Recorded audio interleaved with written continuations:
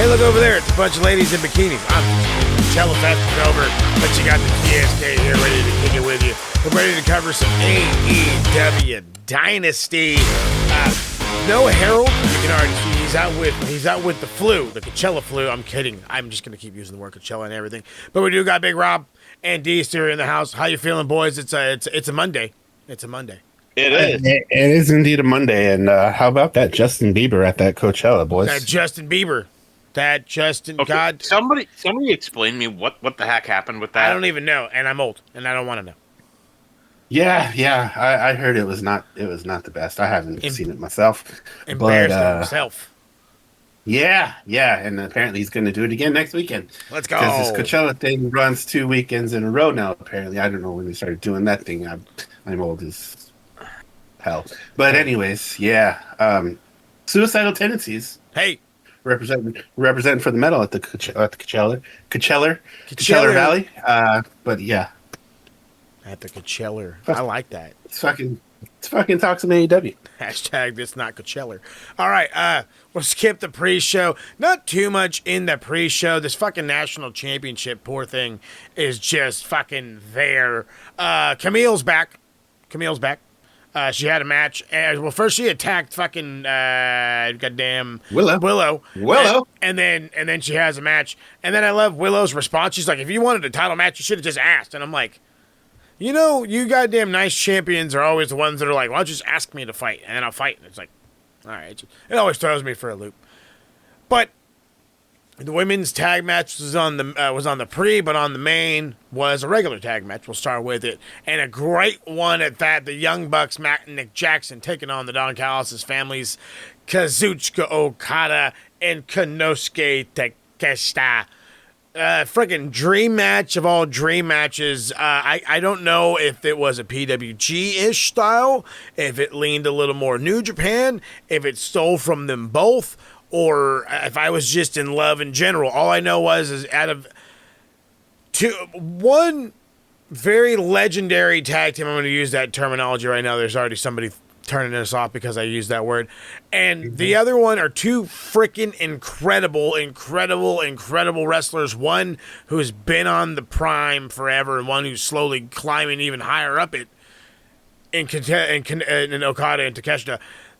This thing just banged. It just banged. We had the strike exchanges. We had the grapple moves. We had the debut of Okada Jackson. Okada Jackson is into Haas. I love how he does. He's done this everywhere. He's done it in Ring of Honor. He's done it in PWG. No, he didn't do PWG, but he did it in Ring of Honor. He did it in New Japan on numerous occasions where he would always grab their shit and make fun of them. And I'm like, he really, really wants to be a young buck. Like, you don't do that often if you really just like, I just want to be part of the group, guys. That was a big shout out to any of the OG being the Elite fans, because that's where you've seen him do it all the time. All the time. God damn it, I love it. And it's just the fact he's got the gear on and he's reaching out for a tag and then he gives him the finger. Like, how can you not love America Okada? America, I love that so much. American Okada is a whole other breed. If you knew New Japan Okada, you knew him as I used to constantly say, the Ric Flair of our generation. And then this guy is, I don't even know how to explain it. I really don't. Like, he is quite literally his own entity at this point, because not only can he turn it on and be literally the best wrestler you've ever seen, but then he'll just flip you off, or he'll just call you bitch, or he'll just have this really good English promo when he's only been in the States for like a year and a half. I just don't get how funny he is, and like, how are you this funny and that good of a wrestler, sir? That's not fair. That's not fair. You said you said you weren't sure who to compare him to. Give me somebody. Shawn Michaels. Like main event run Shawn Michaels. I could see that. The 6'7". 6'7". The goddamn kids are yelling at us. I don't hate that comparison. I just feel like there's more. You know what I mean? There could be a better one, but I don't. just don't see it. Someone that has Rock? that. I don't want no because The Rock was never anywhere near that great of a wrestler. I can't think. The only way Bret Hart definitely wasn't. he had no charisma. Poor guy. Maybe Well, neither did Bill Goldberg. You know what? This is, and hold on, because are you ready? And I'm so glad you said Bret, because why not Owen Hart? Because now, if you think about it, who's really gonna? If Okada won trophies, you're gonna tell me he's not gonna walk down with like the 2 slammies and just be like this all the fucking time, the fucking time. I mean, oh yeah. You know what? I'll take the Owen Hart. That's a good comparison. Yeah. Yeah, you know what? He's holding one award in one hand and a middle finger in another. Hey, it's a total Owen Hart thing, except for the middle finger part because that was Baron Era. But I bet you, if he was Attitude Era, that's exactly what happened with the well, no, that was Warzone. There wasn't Attitude Era yet with the hazards or whatever the hell his crazy gear was. But that's beside the point. The caution gear. There you go, the caution gear. But to get back to the actual match at hand, this.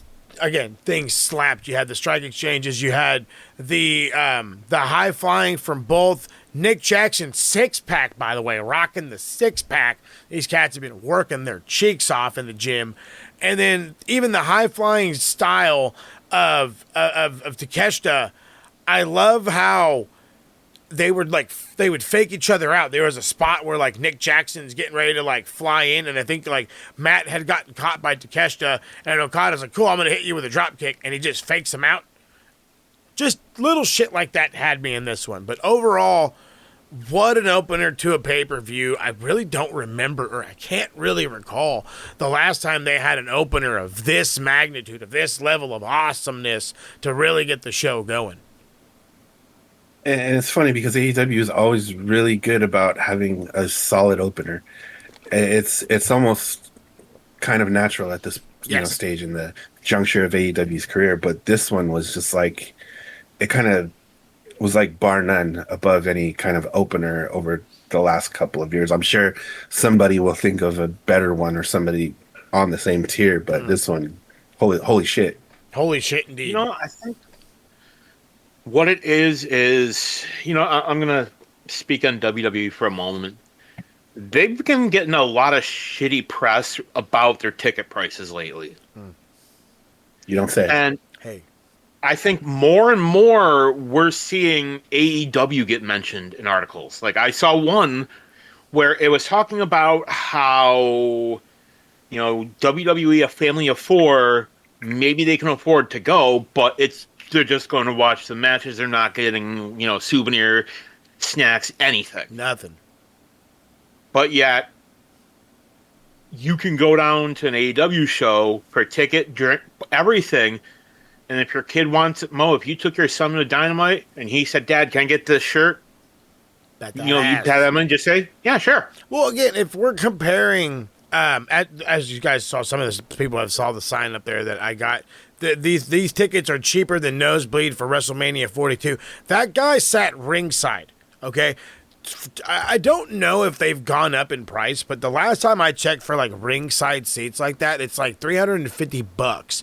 And to my knowledge, you can't be on your phone. You got to pretty much be standing up the whole time. Like it's a fucking job, but you're basically going to be on TV all the damn time. And for that, to get the matches they got, yes, we understand the spectacle, the ambiance, if you will, that is WrestleMania. But how much less am I going to spend on? And I'm going to give a beautiful comparison, right? So, D and I were just talking about ticket prices and like the most expensive, and then like the nosebleed and shit. I want to know, like, and if somebody does it in the comments, if not, maybe I'll just do it while I'm editing or whatever, figure it out my damn self. But I would like to know how much it would cost to fly to England, to get a ticket for All Out, and to be there for that show. Because if that is cheaper than going to WrestleMania... We can just ask Kyle, because fucking Kyle's going. Oh, that's right. We totally... You know what? So I'll have to ask him, and we'll totally get the edited answer up on the screen when we see it. But, yeah, that'd be freaking awesome to figure out that is shockingly less or within the same range as it is to go to just Vegas for a freaking, WrestleMania. Yes, granted, it's 2 nights, but you're only going to be there for one. You're going to be there. The tickets cost is for one night, Jack. One night. Oh, God, we went on a whole ramble. Anyway, about this awesome match, you guys have anything else to add other than it was fucking awesome and everyone should go this match ruled, and you should all go check it out. Hey, so now while you were on your fucking rant there about fucking seats and shit, I looked up the last 3 opening matches for the last 3 pay-per-views. Oh, beautiful. So the last one was Revolution. That was Young Bucks against FTR. Hey. That was dope. It was dope, but now this. World's End was Okada and Takeshita. Ooh. That shit slapped. That shit banged. That was pretty up there. And then Full Gear was Pac and Darby Allin. And we kept talking about that one. Okay. Son of a bitch, TK, I think you're on to something. Hey, the old WCW formula. Start with the cruiserweights, get the people hot. I like it. Yeah. I like it. Yeah. He's on to something. Keep on it, I think. And it ain't Thunder Snow. Hey, yes, it is. All right, on to the next one. I don't know if you get bald from Thunder Snow, but maybe you do, and that's why Ricochet is so bald, but I doubt it. Ricochet versus the returning Chris Jericho with his nice six-pack because he's been working out and all that other stuff because you got to look good for the stage, and Fozzy, and I don't even know if Fozzy was on tour. I think he just took a break. He did they did go on a tiny tour. And old fucking Jericho and his Jericho tricks. He purposely scheduled the tour off on Mondays because there was the talk he was going to Raw and he was going to WWE, and I was just like, you motherfucker. I see you, Chris. Actually just Jericho, because you're just Jericho now, apparently. Yep. But yeah, he looks fantastic. What a transformation. I guess that's what happens when you stop drinking a little bit of the bubbly. Too much of it, yeah. That'll get you. And you stop hanging out around trees or something, and you're not going on Twitter telling people to suck your dick from the back. No, Chris. Let's go. I mean, no. That's. I just have to shout out my boy Mike Larkin, which today, as we're recording this, happy birthday, you motherfucker. You motherfucker, you. Happy birthday, you raggedy bitch. Raggedy bitch. All that fun jazz. Who's not a raggedy bitch? Chris Jericho. There's, and I love this as if like he's been retired for like 6 years. They're chanting, "You still got it," and I'm like, he's been gone a year. We know Chris still has like what? Calm the fuck down. Calm it down. You're acting crazy. And then the best part about it though was he walked right up to the camera and he's like, "I never lost it." Ah, you cocky fuck. You motherfucker. This is like peak Jericho in the E when he was just that dick, but he was that one where you couldn't help but be like, I like this guy, but I hate that I like him. I'm disgusted with myself. Disgusted. Like American Okada when he first came in. Like, oh, hell no. I was always loving Okada. Don't you dare. Don't you dare. The whole, only he, just a quick aside, only he could get it over the whole, I pushed the wrong button. Oh, sorry. It was perfect. Bitch. It was perfect. And he's been on a fucking Star Wars trajectory ever since. And it's not like he wasn't already there. But for this one, though, Ricochet, not so much. I don't understand the finish. Let's just go with right towards the end of it. It was a good match. Chris Jericho, again, he never lost it, as he likes to say. Good match, but we knew we'd get interference from the Demand, and we got interference from the Demand. Why does Toa Leona look, or Toa Leone, why does he look like the Macho Man Randy Savage? I was expecting him to go, ooh, yeah. I seen him, and he had like his hair back. I think this was like prior to the match or whatever. But he had his hair back and these glasses on, and I was like, cream of the crop, brother? Like, what the hell's going on? It's tripping me out. I'll freak out. Anyway. Dig it. Love it. But yeah, so let's talk about it, though. Ricochet beating a returning Chris Jericho. I think they needed to get some heat on back on the Ricochet because he used Chris's move to win the match. Yes, and not only did he use the move, he made it look better. And I've talked about this before amongst the group. My concern, and I know it's a concern amongst other people, is when he was doing that lion salt, he was damn near gonna kill himself.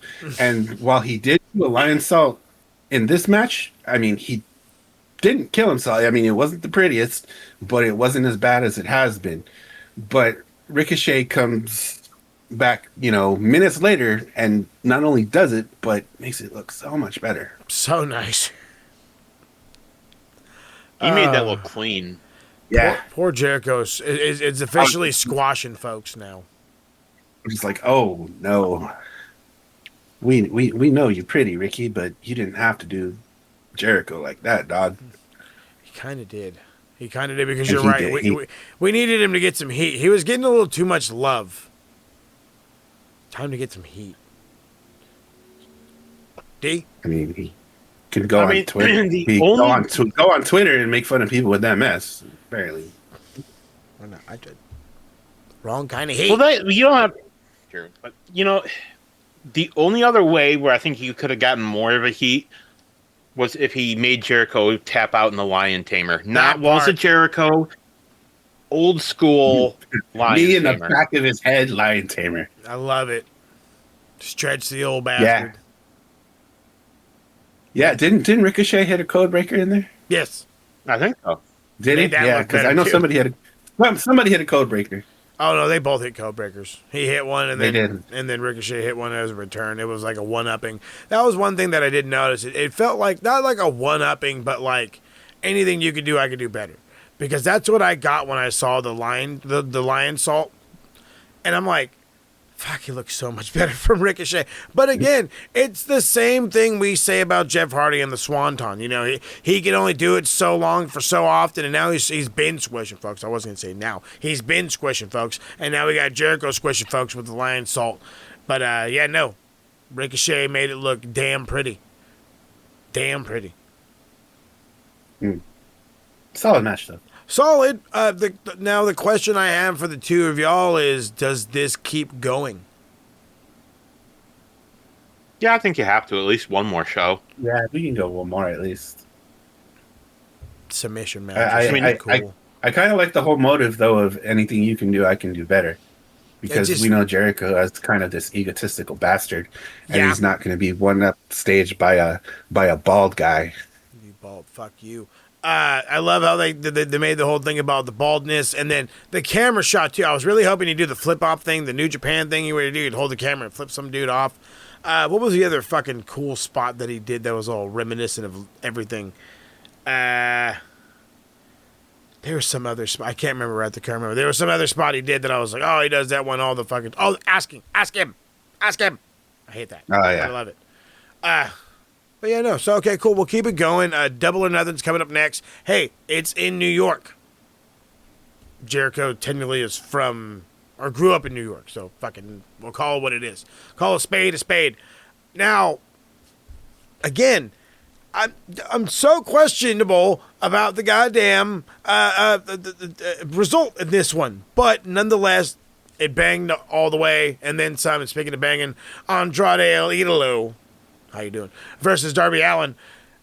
Winner of this would get an AEW World Championship match, I think, like on that following Monday. Or Wednesday. Sorry, Wednesday. And damn good match. Again, I'm still very much getting used to people chanting, take off your pants. But it is an awesome spot. It was later in the match, though, by the time he took off his pants. Darby Allin, fucking goddamn. There's like 5 different wrestlers right now that nobody told them this is fake. Nobody told them this is fake.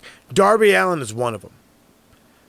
Yeah. He's one of them. Roosh is one of them. Mm-hmm. There's a couple of other ones. I'll figure them out as we continue on because I promise you they're in this one. But no, he's like, fuck this shit. Foley back in the day? Oh, yeah. Telling me. Eddie Kingston. Eddie Kingston definitely thinks this shit's fucking hella real. It is not fake to him. That's why he's gone for a year at a time. Who? Look at Gunther. Oh, shit, he used to murder folks too. Yeah, we can go on and on for days for this one. Yeah, we definitely can. Andrade, though, Minoru is... Suzuki. Again, another one. But then again, you look at Pancrase's background. There's a whole, like, you know what I mean? You can make excuses for Murder Grandpa. Mm-hmm. But for Darby Allin, I don't got no excuses for him other than this cat has a fucking death wish.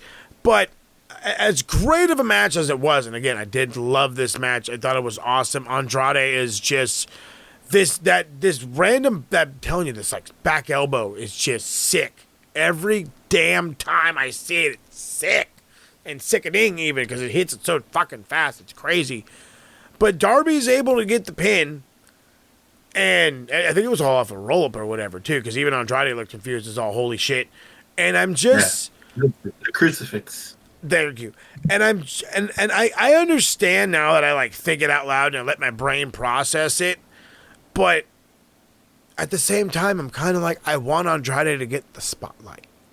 He's not going to beat MJF, and neither is Darby Allin. So I understand why you kill off another AEW original. You know, I understand it now. But at the time, I was just like, I thought we were building Andrade. Are we not building Andrade? I think we definitely are. I think Andrade is actually having probably the best AEW run. Dare I say, run between both of the two companies that he's gone back and forth with ever. Yeah. He's having a hell of a run. He's found something that works for him. He's getting reactions from the crowd. He seems to pick out a girl every time. I know they're planted, but goddamn, he's picking baddies left and right. And we've got this whole gimmick now with him taking off his pants. It's awesome. Like, last show we've had these fire ass red, Chonies. Undergarments, and now we got the banana yellows. This Chonies. Like my man's got a thing for primary colors. Like I think if he's on the next show, I wouldn't be surprised if we saw some blues. Hey, I mean, but it's working from him. But kind of to go back to what you said for a minute about Darby losing. What if he didn't lose on Wednesday? We've got WrestleMania in a couple of days, right? And we know the build has been, 6-7. Yep. The whole WrestleMania thing is kind of lackluster. It'd be kind of funny if Tony Khan can pull off this major upset. Darby beats MJF, and that's all everybody's talking about all week. Because nobody wants to watch WrestleMania. No, it's not. There's no real appeal to WrestleMania this year. If you're intrigued by Pat McAfee, God bless you. I mean, hey, I love the man. I do. Seriously, I love Pat McAfee and everything he does for the entertainment and sports world in general. But I'm not up for it, as they say. I'm not up for it. I'm not up for Jelly Roll. Randy Orton and Cody Rhodes just feels like... It feels more like SummerSlam than a WrestleMania. Yeah, you know what I mean? I don't know. It just feels like SummerSlam. But that's them. That they're dealing with their own shit. But you know what? It's got my brain churning, dude. Because I tell you what, if you think about it in the crazy aspect of, even if it's like a flash pin, just another one of these crucifix pins, or what's the other one he does, the seatbelt or whatever. Yeah. If he randomly just gets it off MJF, and then all of a sudden we see a fucking rematch clause appear or some other bullshit, and they just go out and get a double or nothing for fucking Darby just to lose it back. I mean, because Darby doesn't even need to have it that long. No, but the story itself. The fucking IWC would explode this week. The quite literal headline would I don't want to say crash the internet, but the damn goons of the wrestling community could not stop the holy war, if you will, between WWE and AEW. That's not a war, would then just get even much greater, especially on the AEW side, because it'd be like, look at who's talk of the world, motherfucker, and your guys' show is this weekend. Haha. That'd be some genius. That'd be some genius. I think it'd be a good idea. And, if you kind of want to get in an extra fuck you, have the last shot, Darby holding the world title, and, they always do the point at the WrestleMania sign. Have AEW point, have Darby point at the AEW logo. Yeah. That'd be cool. Yes. I think that'd be cool. Oh, God. With pyro going off. But I'd say you gotta have the pyro shot, the whole 9 yards. Excessive pyro. Tony Khan, if you're listening, that one's on us. Hey, you know what? I'm gonna give you this little bit for it there too, TK, or whomever else wants to hear it. I want to remind you guys of a beautiful thing that happened in 1999 while watching World Championship Wrestling. And the announcer, Eric Bischoff, said, "Oh, well, if you want to know the spoilers, they're going to give Mankind the World Championship." And every television in the world that was watching wrestling said, "Cool, I'm going to go watch it." Guess what? You ready to have that 27 years later? Because you can. Because you can. Jesus. That is shit. Hey, if that's gangbusters, you already know who's been advocating for fucking jobs out here, Jack. So let's keep it funky with that one. Let's go. But yeah, no. So Darby gets dubbed. We can live in fantasy land. Let's hope something crazy like that happens. Speaking, I don't want to say crazy long, crazy No, I don't want to say crazy predictable. A lot of people thought differently. But let's get in the World Tag Team title match. FTR against Cope and Cage in Toronto, where they were singing Cope's theme. Then they were singing "Oh Canada," and they just like to sing in Toronto. So hey, good on them for singing. But I knew they were going to fucking lose. Let me just get that off my chest right off the bat. I knew they were going to lose. There's no reason for them to win. There's no pop if they win. Yeah, it's in Toronto. Whatever. It's just not it. It's just not it. I was more hoping that this meant now they're retired. Now they're done. Hey, we can't do it. We don't have it in us to go get the belts. We're done. It feels like they're going to try to go one more pay-per-view. Why? I don't freaking know. Mainly because there's nobody else. Maybe because there's nobody else. Who's there? So, unless you want to go with the Bucks again in New York. But then again, why?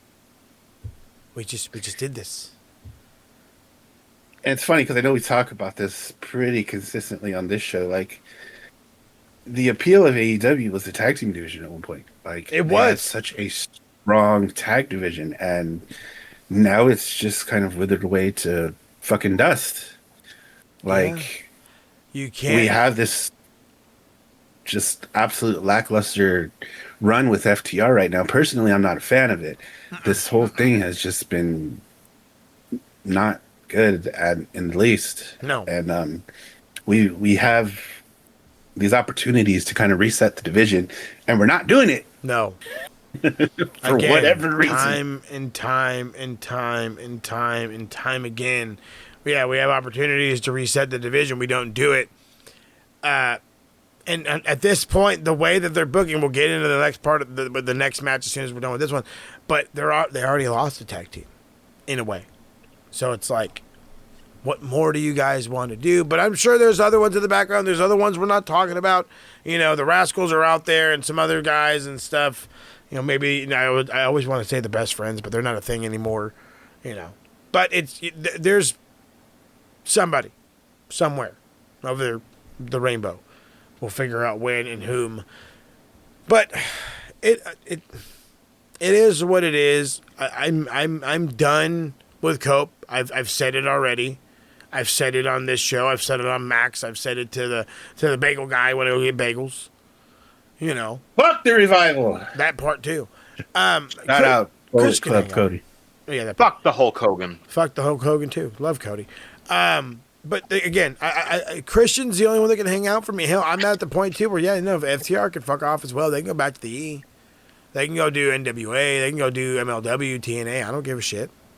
They're just not. And again, maybe it's Stokely, but then again, I don't see enough of Stokely to give a shit. Or maybe I see too much and already don't give a shit. I mean, the man gets no hose. Not a one. Bald. He's got it, and he's bald. And short. That does you no favors. He's got to hang out with FTR Bald and FTR Gunn to get somewhere. And I can tell you, being a bald man, it does you no favors. No, sir. No, it doesn't. No, sirree. I don't know about favors or whatever, but this one was not interesting.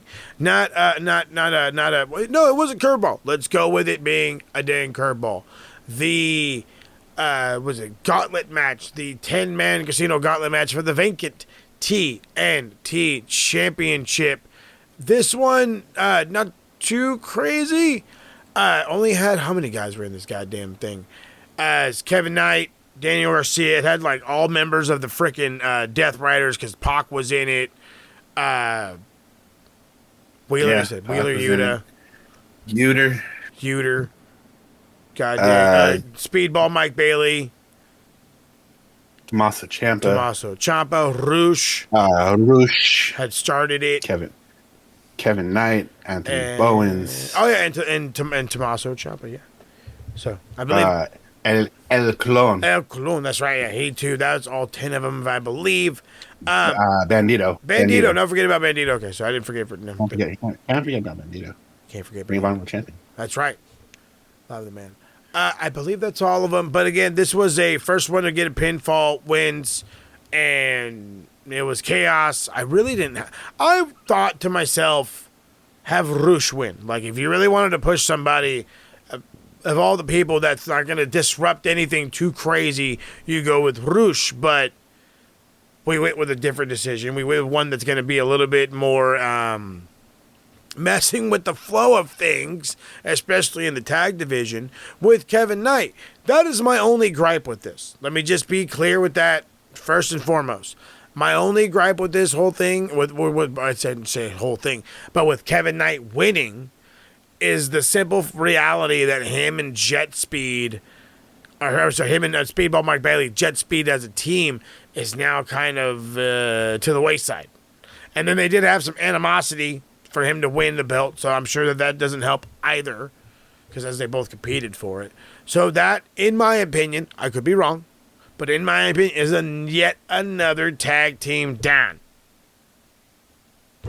So this whole thing was kind of interesting overall because, as we were kind of talking about it in the group chat as we were watching, like this could have went to anybody.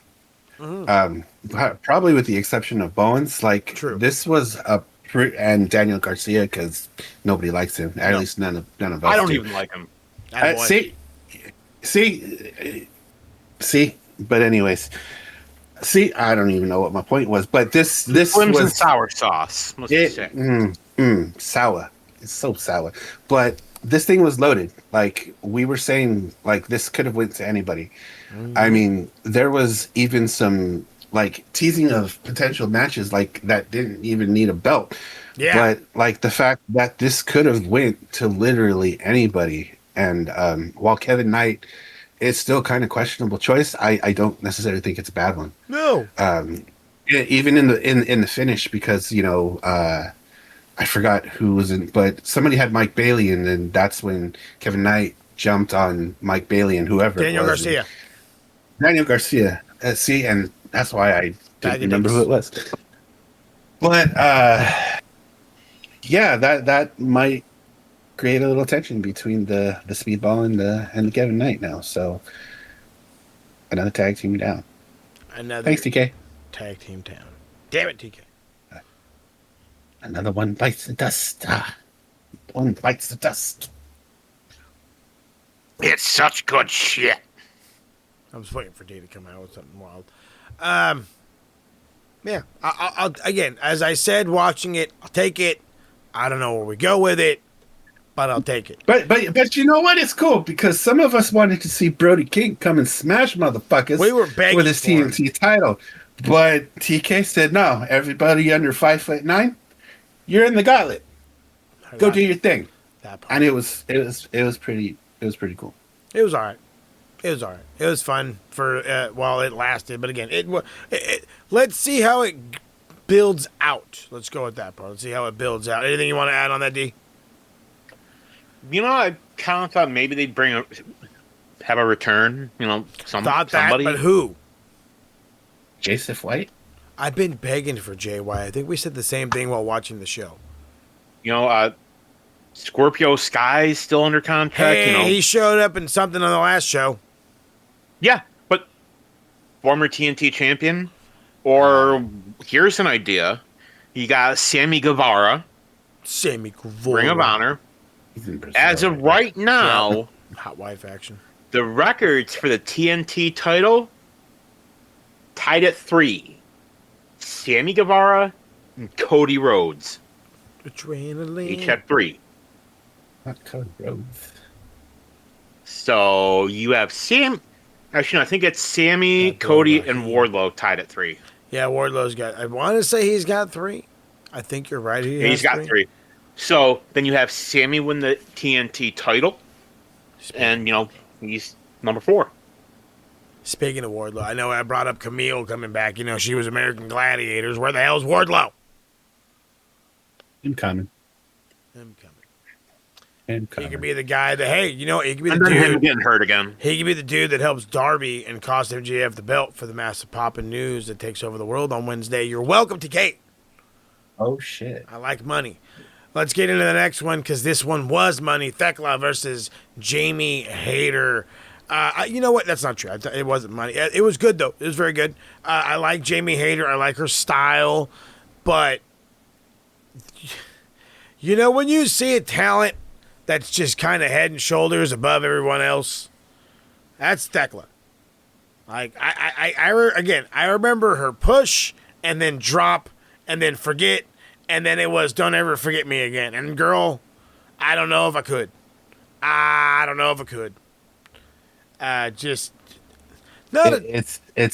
It's funny because when she came, people were just like, I don't know her. What is she gonna do? I was just like, just watch. Fucking watch. I watched her in Stardom whenever I could, and she was always a fucking killer in Stardom. I'm glad people actually are giving a shit and giving her a chance now because fucking money. No, $100 bills on just printing them. She is.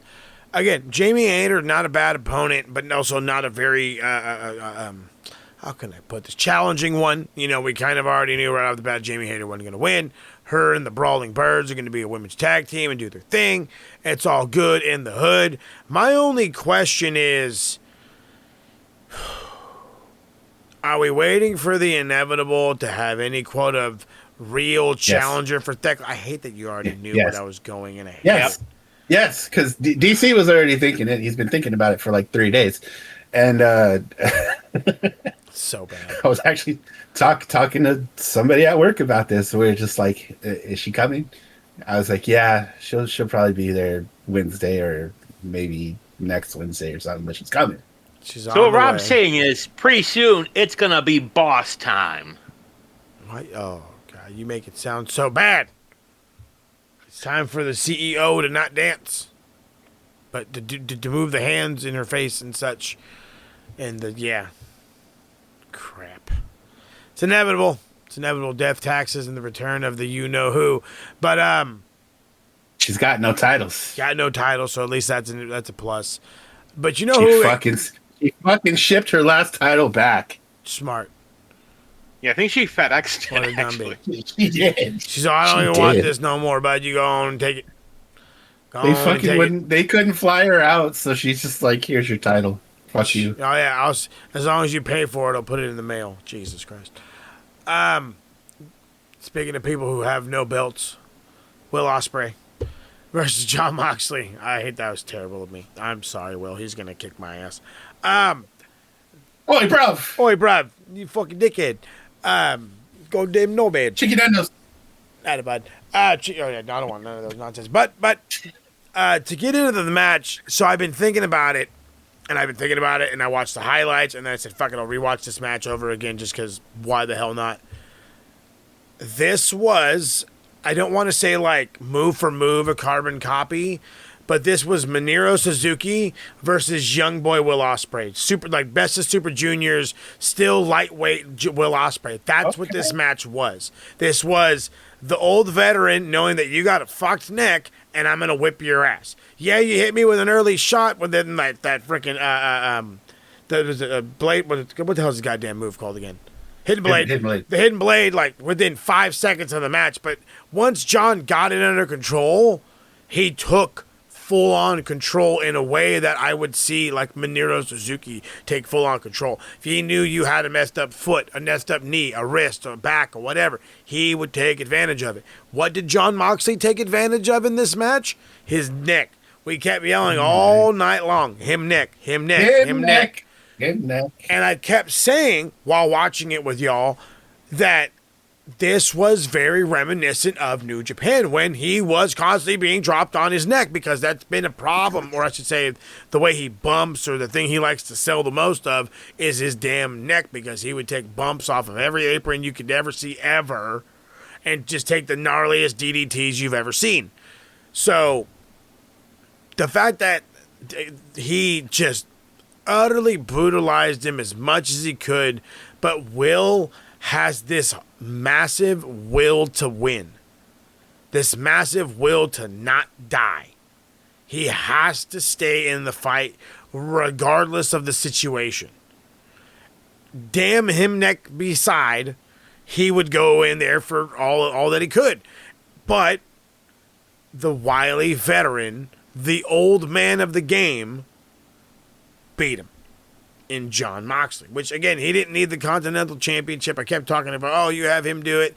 And I just really want a mid-card champion to win the World Championship so we can try to forget about when Hogan and Warrior did it. I like, if there's one time I'm ever being super honest with people right now, as I'm looking fucking directly into my camera, getting blinded by the light behind it, I mean that shit. I as a kid loved that moment so much, but because of how tainted they are, period, I want it gone. I want it gone. I want a refresh, a restart. You know what I'm saying? I'm gonna give you a name to do it. Please. Brody motherfucking King. Brody King already. Jesus. When are we gonna do more than just something with him? And now, granted, that's coming from a dude from New York, the total opposite of California. And granted, we're two Cali guys, and the third Cali guy is eating some chicken noodle soup right now. But the fact of the matter is he's that over. So why aren't we doing anything worth a damn with Brody? Anything worth a damn. You made us believe he was going to win the World Championship against MJF.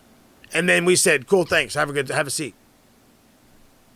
What are we doing? What I don't get is, from a corporate standpoint, he was getting so many eyes on AEW. He still is. He's getting so much press. Every couple of days, I'll see an article with his picture. I'd be like, yeah, I wonder what this article's about. Mm-hmm. And anybody else, when something like that would have happened, any promoter, Vince has done it did it numerous times in the past. Mm-hmm. When there's something like that, because it gets eyes on you, gets eyes on your product. Eyes on is why you do it. The money you can make. Yeah, definitely. I know Brody just lost one of his friends, so maybe that's why he's been off TV for a couple weeks. I think it was. But I know once he comes back, like, the momentum's still going to be there. So hopefully they put him in a picture and a title. There was a picture somebody posted, I think it was maybe Saturday night. It was a bunch of the wrestlers that were at the dude's funeral. And Pepsi Phil was there. He was. Yes, Pepsi Phil. Brody King. And Donovan Danhausen. Danhausen's alter ego. The human. The human form. It's weird to see him without face paint, but he was there. It really you wouldn't know. You wouldn't know it was him. No. It's creepy. But hopefully when Brody gets back to TV, they stick him in a title picture somewhere. I mean, whether it be TNT, Continental, International, National, ABC 123, whatever fucking title. The idea that I kind of have, and I think it'd be kind of cool if they do it. Imagine you have a deal where if you hold the TNT title for X amount of time, 6 months, a year, whatever, you get an automatic title. You get an automatic world title match. Or hey, think of what TNA had, the option C for the X Division title. Mm-hmm. Oh, yeah. Why not do something like that? Yeah, I'm sure they could come up with something similar to that. That wouldn't be a bad idea at all. No. Actually. And it's imagine Brody just goes on a tear, and again, you could have him wrestle on like in CMLL, Japan, anywhere. I think we've talked Big about guys like him are over as fuck in Japan. You're not wrong, but I swear we've talked about actually using the Continental Championship for what it's supposed to be, the thing that bounces around and goes to other fucking companies and shit. That's what they've made it out as. Yeah, but we're not doing it. I think that's what the title Jack holds now. That's what they're doing with that. Oh, it was both, I think, initially. Maybe he had a different Thunder Snow guy back then. But they were doing that with the title that Okada holds. Was it international title? Yes. Intercontinental title? International Continental Official. Yeah, that one. I-97, 405, 711. I-96. Title. Love it. But only on Mondays. So, yeah. Now the question is how do we build Will from here? And what are we building him toward? I know the overall is Wembley and All Out in August. We're 4 months out. Can we give Brev like 2 weeks off? Because he was dropped on his neck quite a bit. Yeah, he doesn't really need to be wrestling right now. Like I know we're trying to build. No. You don't need that long for him to build. You know what I'm saying? Dog, go home. Please. Take your wife. Take your wife out. Yeah. Go have a meal. Go watch a footy game. Like get the fuck out of here. Go home, play with your kid. That part. There you go. Go be a fucking dad. Spend time with your kid. Lord have mercy. Still at bang, bro. Come on. Chicken endos. Let's hop into the next one. The shocking semi-main. The Trios Championship match. The conglomeration is back in full form as Kyle O'Reilly busts through a sitcom door and says, "Did someone say conglomeration?" And Orange Cassidy's like, "No, nobody said anything close to conglomeration." And then he looks at the camera and goes, "Conglomeration." I fucking miss Kyle so much. It's not even. I died. I've been playing, and the fucked up thing is AEW put that shit on the YouTube, just the entrance. I've played that shit at least 4 times a day while at work. I swear to you. And everyone's looking over me like, "What's Mo laughing at?" And I'm like, just don't worry about it. Just don't worry about it. Conglomeration. Just know I'm having a good day. That's all that matters. Conglomeration. And it's against the Dogs. Gotta love the Dogs. David Finlay, Clark Connors, Gabe Kidd. Clark Connors humping a couch. What the goddamn fuck, Clark? Hey, JD Vance, your gig's in trouble, bud. Quite literal fuck your couch vibes. Like, I know that there's that old, like, it's fucking Dave Chappelle skit or whatever where it's, it's goddamn Charlie Brown. Prince, who's fucking stomping boots on the goddamn thing or whatever. But no, he was humping the dog out of it while staring at the camera.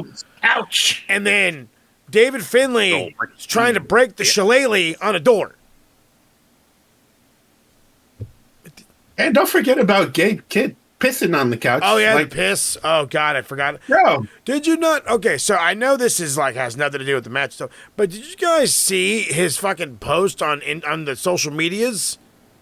My boy's crazy. He's fucking Looney Tunes. Yeah, brother. He's fucking Looney Tunes. He was legit institutionalized. This fool said, you guys are paper champions. We're coming for that ass. When I'm cleared, it's game over. Fuck the company. Fuck the venue. Fuck the... I was like, dude, what? He said, fuck the WWE wrestlers. Fuck the New Japan wrestlers, especially. Oh, my boy. Oh, my dude. They're My paying boy is you, on one. They're paying you big stacks out here, aren't they? As all trios matches normally are, pretty much chaos. But the big gimmick is they're supposed to win, and they do. And Kyle gets a freaking ankle lock, I want to say, on Clark Connors, and he taps. They get the win. New trios champions, even though the Dogs have only been trios champions for less than a month. So hot potato titles. Here we go. This was another kind of questionable one because, I mean, you have the Dogs losing their first match in the company, and then you have them lose the titles in about 2 weeks. What are we doing? I don't think they know what they're doing. I get it. Cool Kyle's cool. I get it. I get it. But you're this, and I'm trying to be really nice to all three. Cool of them. Kyle should have been in the goddamn gauntlet match if we're being truthful here. That right there, I think, would have been a way better move, and then you could have had an oddball teasing of him and Tommaso Ciampa. You know what I mean? For those in the know, if you know what I mean. So there could have been some different. Not sure about it. You're screwing over the guys you paid big money for. David Finlay told NXT to suck a dick. You know, Gabe Kidd could be running the fucking considering the way that they like the bad boys right now. Maybe not those type of bad boys. Imagine Gabe Kidd in WWE. I can't. He would get fined every time. Not sometimes, every time. He'd be fired in a day. I'd say he'd probably fine. be released in 2 weeks. You know what? Maybe you guys are right. So I'm sure this is going to have a return match at Double or Nothing. It is what it is. But let's get to the main event, because this is the one that I know everyone's talking about right now, and as they should, because, and I'm going to be as transparent as I can be, and I'm already going to get the you like Kenny way too much. The what? But the story-wise, the match itself, everything in between, this was the best MJF match I've ever seen. I'm sure there's one there. I'm sure somebody's arguing with me that's got the Burberry fucking scarf on. But Kenneth Jerome be damned. This was the best match MJF has ever had. Ever. Storytelling, moves-wise, the whole shebang. And you want to know the craziest part? No blood. No blood. And it meant something. And it meant something in a way where New Japan matches mean something. This was a match where I felt like I was watching the result that the people didn't want against Jericho and Omega. Wrestle Kingdom 13. Where everyone was like, fuck, dude, Jericho's going to win. And fuck, everything's going to go WWE. And fuck, and oh shit, and oh crap. And in this one, I think deep down everyone wanted Kenny to win. But you got the fuck you. It's the devil that runs the show. And the devil that will keep the thing going. Fuck your biblical whatever. And they're running with it. Now, when I say all that, none of that is negative. None of that is coming from a bad place. I again, as much as I've said it numerous times to the point where somebody's ears are ringing because Mo's saying it again, I've been wanting, hell, we just said it on the show that just dropped a couple weeks ago. I want Omega and Ospreay at Wembley for the world title. And at this point, I don't think we're getting it. I really don't think we're going to get it. I mean, I'm sure it could randomly happen. I'm sure we could fumble our way into it without an issue. It'll build itself because of the names. But I'm kind of looking at this like, I don't think we're going to get it. I think MJF's going to be champ all the way to Wembley. And then that's when the hero Will Ospreay will reappear or whatever have you. So, couple options here. Ospreay would make sense. We get that at Wembley. We get the moment. Mm-hmm. Or maybe you have MJF pull it off and do it. And I was having this thought the other night. When you think of star power and character, he's essentially the Roman Reigns of AEW. Way better. Yeah, What I mean by that, if you think about it, towards the end, Roman was still a heel, but you were starting to like him again.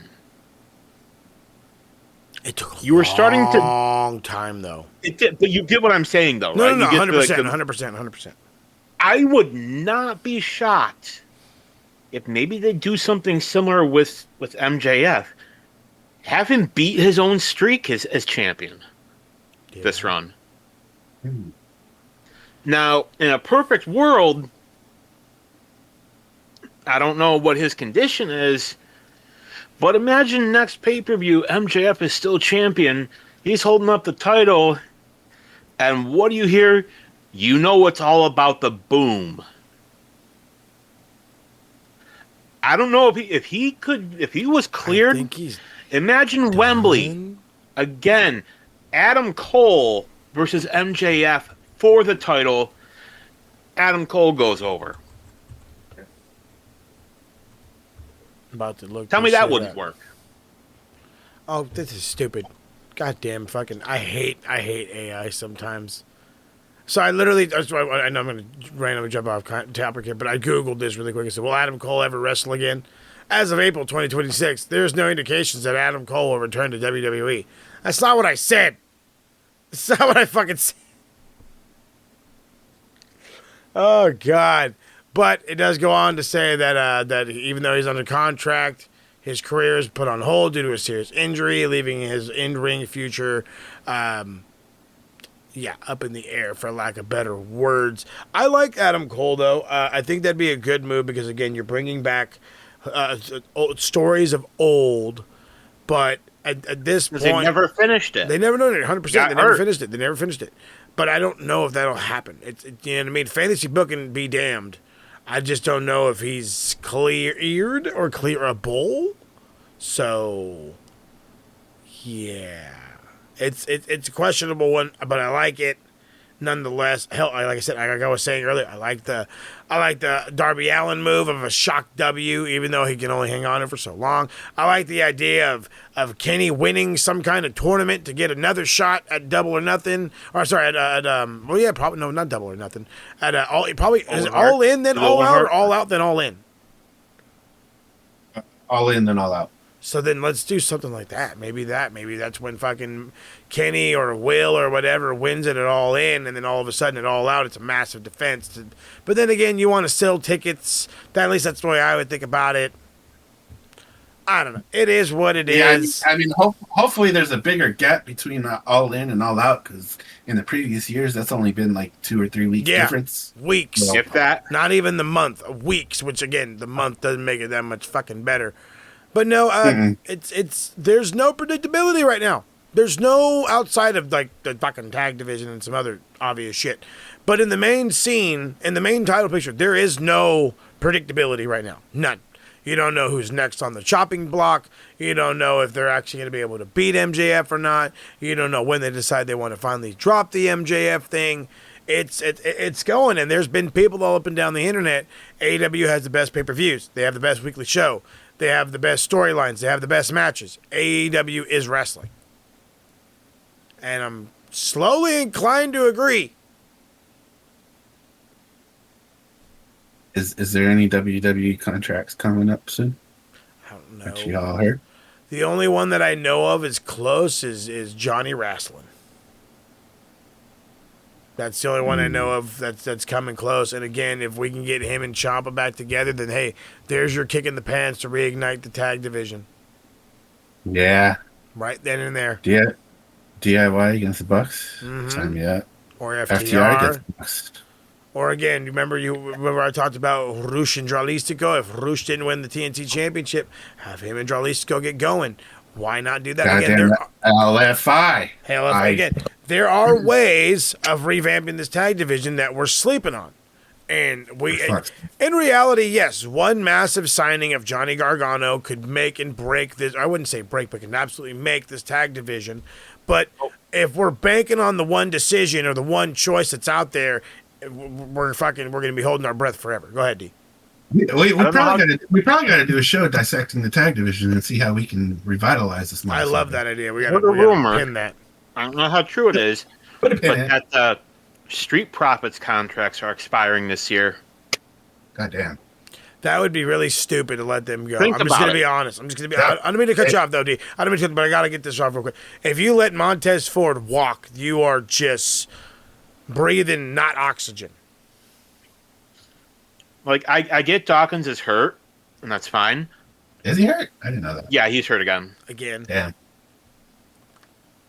Why not put Montez Ford in a title picture? Give him give him a brief U.S. title run. Montez Ford and Trick William as a tag team champion, you're welcome. Yeah. But seriously, imagine if you could get the Street Profits in AEW. Imagine Street Profits versus the Hurt Syndicate and allow them to build a proper story. Where the fuck are they? He hurt people. We don't know where they at, they people. Anyway. Anyway, good overall show. They were on the pre-show actually. Oh, they were. Oh, God bless America. Don't do it to them. But anyway, that's the Dynasty review. We went into it as a whole. Giggity. Again, That's what she said. hey yo, really good show. AEW always puts on great pay-per-views, hands down. You might get a piss break here and there, but overall, hands down, really good show. I say that knowing we went over 4.5 hours watching, went into 9 o'clock, almost 9:30, about 9:30. I'm not complaining as much as I did as the last one. Why? Because at least it was enjoyable. You know what I mean? It was worth it. Should have FTR and Cope and Cage ended like 10, 12 minutes earlier? Absolutely. Did Darby and Andrade need to go like 5 minutes less? Probably. But Maybe. overall, really good show. I'll take it for what it is. If you're going to make it these 4.5, 5 hour shows, good job on making it enjoyable. Worth the $40. Worth the $40 on the HBO pay-per-views. All right, that's it for us. WrestleMania is next week. Holy la shit. We've got not one but two episodes, obviously, because it's 2 nights. We're going to watch it. I've said this for like the 3 years we've been doing these things. Like, I really got to try to get like one of these episodes where like we get live reactions, maybe for the main event or whatever to have you, but we all got to do a little live reaction videos. Maybe I'll just set up my phone and my camera all at the same time. You never know what you capture during the moments. But yeah, I wonder how long these shows are going to be. If we're dealing with 4.5 hours of a regular pay-per-view off of AEW, how long is WWE going to go for WrestleMania? Probably about 3.5, 4 hours itself. And we got to do it twice in a weekend. So 3 hours, 5 matches. why, Billy? Why? Anyway, well, before we get on out of here, again, no Harold, but I'll do the cheap plug for him. Go check out Harold's not old project, but currently on hold project, and a great project nonetheless. It's a 2 sweet click adventures where they travel up and down L.A. and the Inland Empire area, as well as some trips to San Diego and a little bit of international travel as well, checking out some food and some movie reviews. Check him out, the 2 sweet click adventures. Cheap plug for you, boy. You're welcome, big dog. Feel better. Rob, what's the word? I've been seeing so many of our clips drop out, by the way, so I want to thank the editing gods for that one. A bunch of clips have been falling out. I've been seeing lots of stuff with you, Nicola, Mike. I think there was one, there was all kinds of stuff. I think there was a round table. There was you guys did an old rewatch. There's so much coming from the Black Hearts and from the Deep Into the Heart of Wrestling podcast. What's going down with you and the crew? So deep into the heart of wrestling, we recently just did a collaborative effort with the RWT podcast. Let's go. We did what did we do, Dan? I forgot what the fuck we did. We did a review. It was a rewatch, I believe. I think we did NXT. Yeah, Stand and Deliver. That's right. Which was a really good show. Really good show. If you haven't watched that, do yourself a favor and watch that. It's a So good show. deep into Shout out to Tony D. Tony D. Serving Not sour. Not sour. But deep into the heart of wrestling, you can follow us at linktree/blackheartsebd3. We recently just did a collaborative effort with the RWT podcast where we did a review of the NXT show Stand and Deliver. The show before that, we actually did a watch through of Randy Orton versus Alexa Bliss. Nice. During Fastlane, I think that was 2021.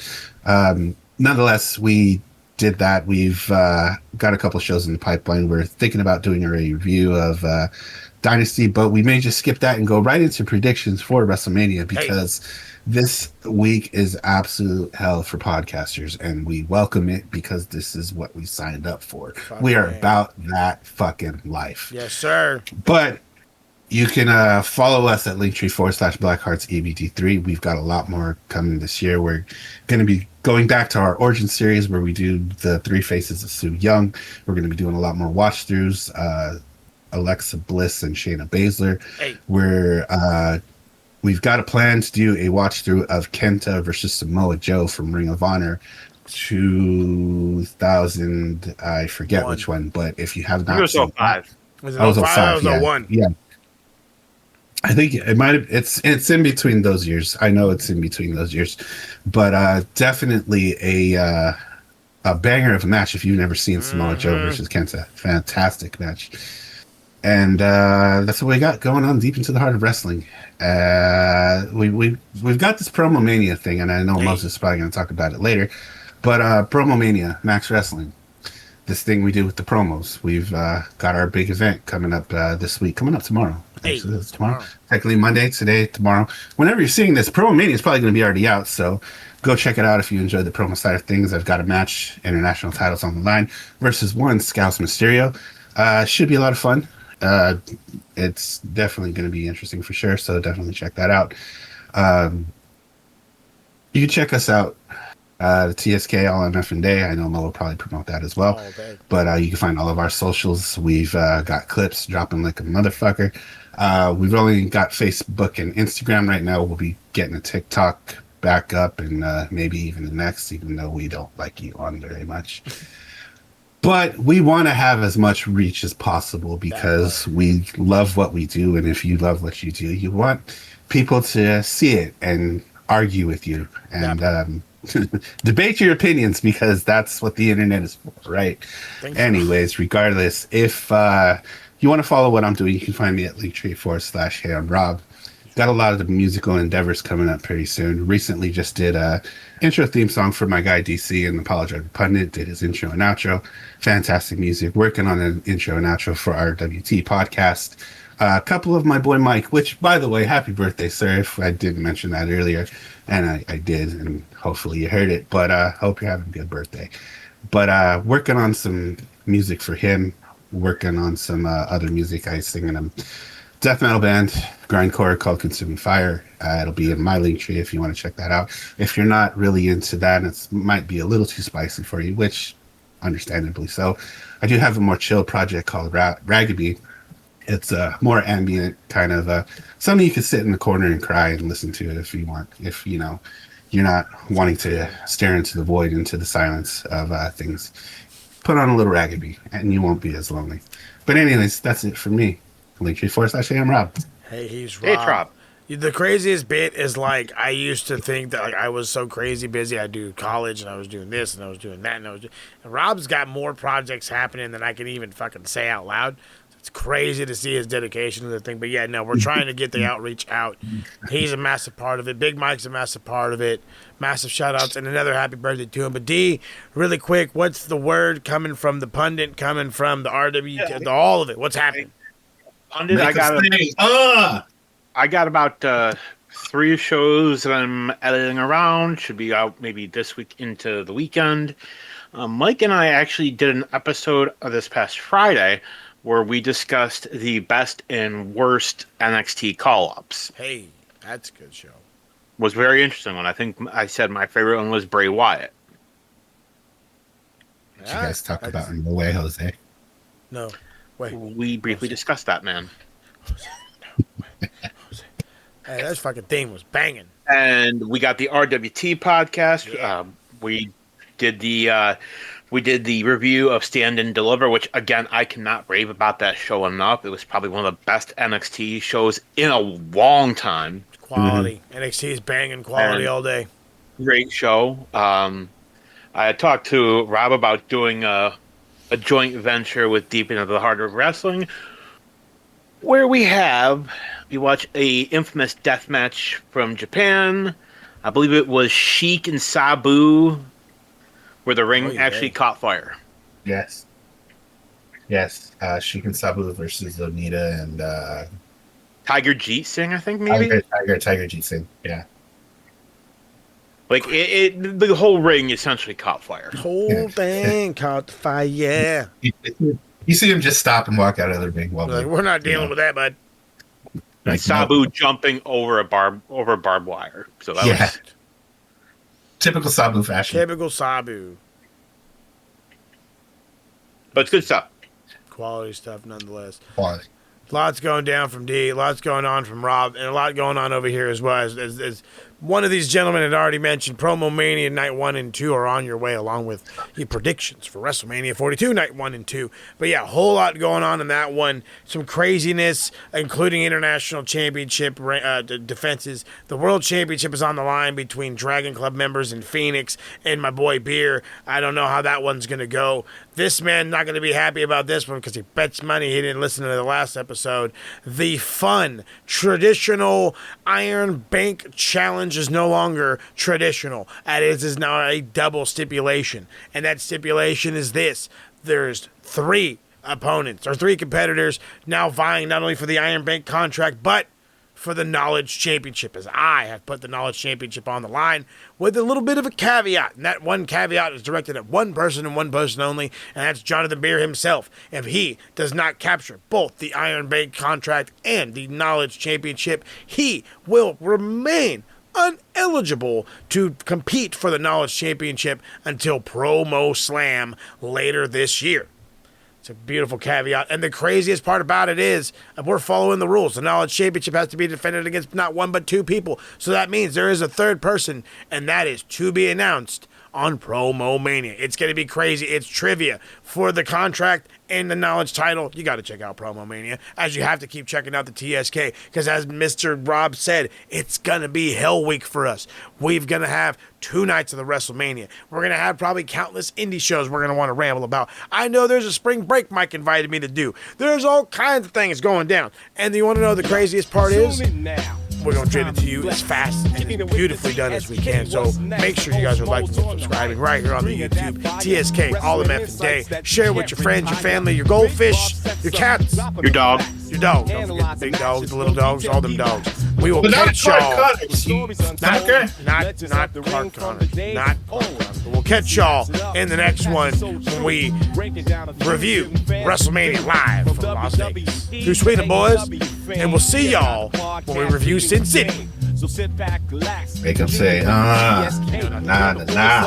Now pay him. With these beats dropping heavy, the crowd's alive. From the West Coast vibe, a true champ even strive. On this ride. TSK on the mic for the best in pride ride. In the spotlight, shining bright, watch us steal the show. Let that make rest debate. Then to our moment, we won't